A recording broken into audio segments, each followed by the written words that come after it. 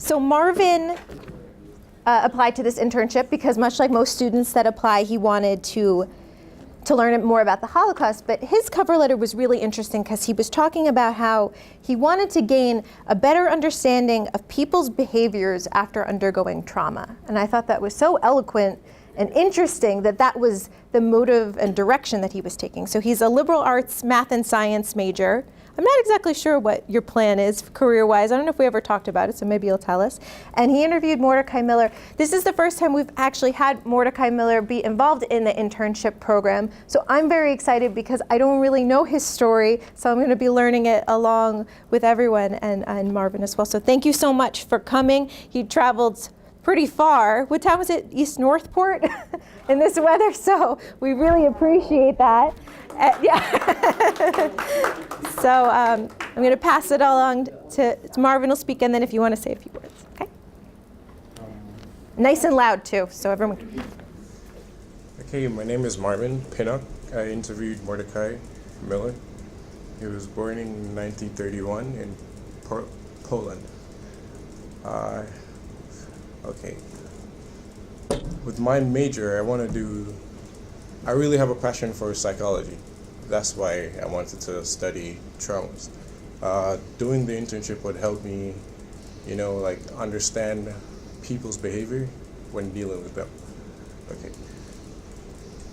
With his story, he started off telling me about his parents owning a grocery store, which I believe personally I thought that would make them well off, in a sense, in the fact that he described to me the economy at the time, that Jews could not own land, and people within the town, they would harvest, and then Jews would own businesses, and that's how they made a living.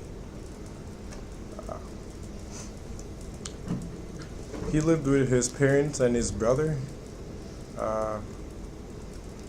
and his story, he told us all about how they went through a lot of struggles, having to go against hunger, all of that, and I think they made it through determination and being really, really lucky at some points.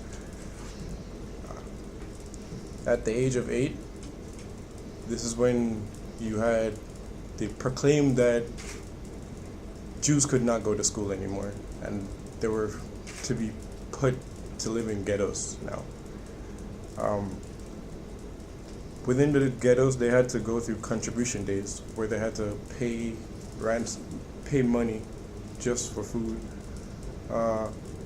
They had to buy food through a barter system, he said. And if they ever left the ghetto, they would face death. He told stories about how his mother having to go outside the ghetto to get food.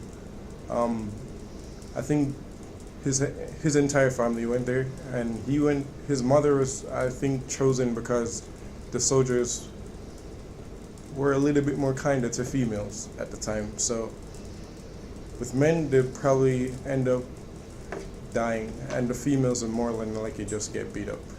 So in his case, his mother went out once, and when she got the food, she got beat up, and they took care of her. A second incident, she went out and bartered with someone using a garment, getting back 50 pounds of potatoes. On her way back, a couple of Polish thugs tried to take it from her, and she ran, and she fell and hurt her knee. At the time, it swelled up really badly, and she couldn't walk or anything. Within the ghetto, there wasn't a proper doctor. So they went to the doctor, spoke to the doctor, and the doctor told them he couldn't do anything about the knee and that she needed a surgeon. At the time, there was no surgeon within the ghetto, so the only thing they could do, his father asked the doctor if there was any surgeon nearby. He said yes, they would have to go outside the ghetto to speak to a Russian refugee. Russian refugee, who was a surgeon. His father went out, of course, doing this for his wife, went out, spoke to the refugee. The refugee at the time didn't want to do it because he didn't want to risk his own life for somebody he didn't exactly know. But he... To a Jew in the ghetto. Yeah. So he had an oath. He remembered an oath he made with becoming a doctor that it's not about his personal health, it's about the person's. So he changed his mind, went back, and he did the surgery.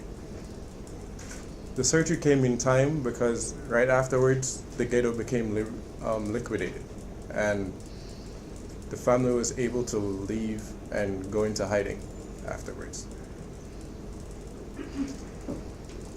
Between 1942 and 1944, they had to keep changing where they lived. Each time they'd be somewhere, someone would expose their hiding place. I remember once he was saying he lived in a shed. He lived in a shed with his family. Also, he had to, the money ran out, so they had to start stealing food. So they lived on a farm. There was a farm nearby, and they would have to steal some potatoes from the farm. But he didn't make it. They didn't make it so apparent to the farmer, because if they did, the farmer would call the Germans and hurt them. So they said they had that little ploy where they would take some food, but make sure that the farmer didn't know. After a while, that place also got exposed and they left. They started living in the forest. Within the forest, a German soldier who was out there hunting, he saw them and thought they were just a peasant family. So he offered them a job to come and live with them, to come and work in the kitchen with them. They accepted the job only because, one, it would be suspicious if they didn't take it, and two, they needed the food. So while working there, they worked for a while. Everything was good. They were treated well. They were fed, all this. Then I think after 3 months, the group, they found out that the group was the SS Viking Division, 5th Company, the Panzer Grenadiers. This group left and went to Hungary to fight in the war. They left a letter of recommendation for the next unit that was coming in. The family stayed and worked with the next unit. On January 16, 1945, a local woman within the town suspected that the family was Jewish, and she reported to the German soldier that that the family was Jewish, and he said he would take care of it by going there to deal with them with his pistol. The next day, January 17th, they were liberated by the Russians. So this is what I meant by them being extremely lucky. This happened when Mordekai was 14. In 1948, Mordekai and his family moved to Israel, where Mordekai served in the army for 6 years. 2 years after leaving the army, Mordekai found himself in the United States. Within the United States, he lived first in Brooklyn, where he found his wife, and then he moved to Long Island, where he got 4 children and 6 grandchildren. One of the questions was, what was the message that you would try to pass on to your audience? His message was, there should be no bullying, no hate, as hate is a disease that destroys us as a people. Living by good codes and fellowship is what we should strive for. I believe in what he has said. I mean, as people, and even as a psychologist, you normally try to find out what's wrong with people and then try to find ways to help them cooperate with others in fellowship. I believe talking to him has been a great opportunity. Seeing that somebody who can go through that trauma can still be very normal. It's strong enough to be able to talk about his story without any problems, go through everything, and from me, really, one thing that really stood out to me was like his whole family still stick together, and they went through it all together. Because for me, family is very important. Family comes first. That's my first priority. And having somebody who has gone through so much with their family and still coming out, I believe that it has been really good. So, Good job. Mordekai, do you want to say a few words or about the experience of being interviewed?